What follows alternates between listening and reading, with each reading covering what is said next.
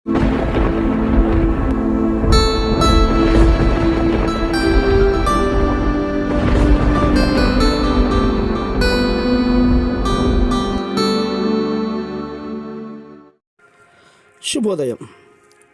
Global బెతేనియా Calvary ministry తరపున ఈ ఉదయకాల సమయంలో మరొకసారి మీ అందరితో కూడా కలుసుకుని దేవుని యొక్క పరిశుద్ధమైన మాటలు ధ్యానించుటకును దేవుడిచ్చిన చక్కటి అవకాశమును బట్టి నేను దేవునికి ప్రత్యేకమైన వందనాలు తెలియచేసుకుంటూ ఉన్నాను.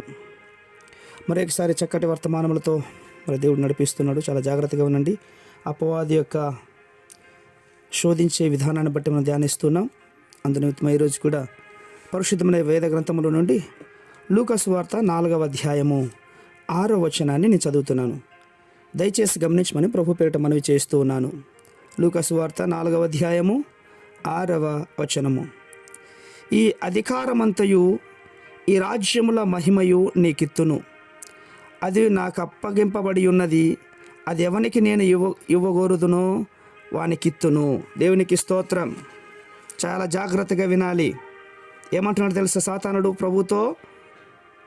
ఈ అధికారమంతయు రాజ్యముల మహిమయు నీకు ఇస్తాను, అది నాకు అప్పగింపబడింది అని ఈ లోకానికి అధికారి సాతానుడు.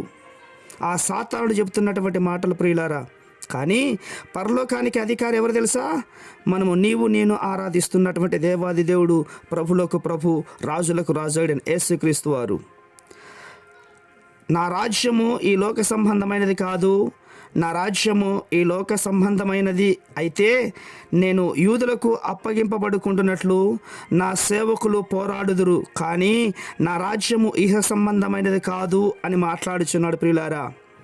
ఈ లోకమునకు అధికారి సాతానుడు అయితే పరలోకమునకు అధికారి, పరలోకమునకు పాలకుడు మన ప్రభు. కాబట్టే ఆనాటి పంతు పిలాతు గారు అడుగుతూ ఉన్నాడు, నీవు రాజు అని చెప్పుకుంటున్నావట, అందరూ అంటూ ఉన్నారు నీవు రాజువా అని. అంటే నీవు అన్నట్టే నేను రాజునే, కానీ నా రాజ్యము భూ సంబంధమైనటువంటిది కాదు అని మాట్లాడుతున్నాడు.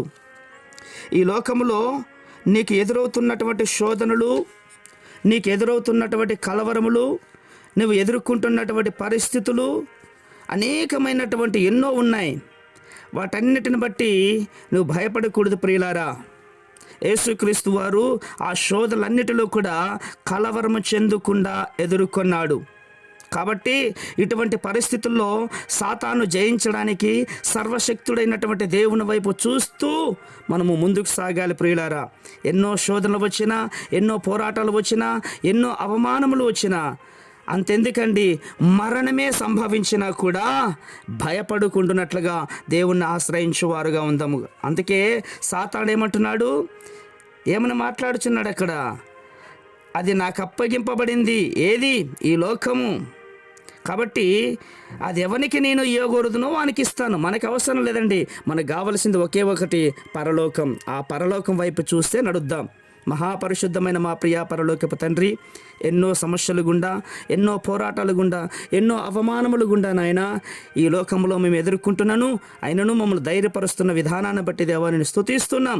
ఈ శోధన మధ్యలోనే అపవాదిని జయించినట్లుగా మీరు మాకు తోడుగా ఉన్నందుకే మీకు స్తోత్రాలు అర్పించుకుంటూ మరొకసారి యొక్క చక్కటి వర్తమానంతో కలుసుకునేంత వరకు నీ యొక్క కృపదాల భద్రత మాకందరికీ నీ తోడై నడిపిస్తానని శ్వాసంగా నమ్ముచున్నాము మా తండ్రి. Amen, amen, amen.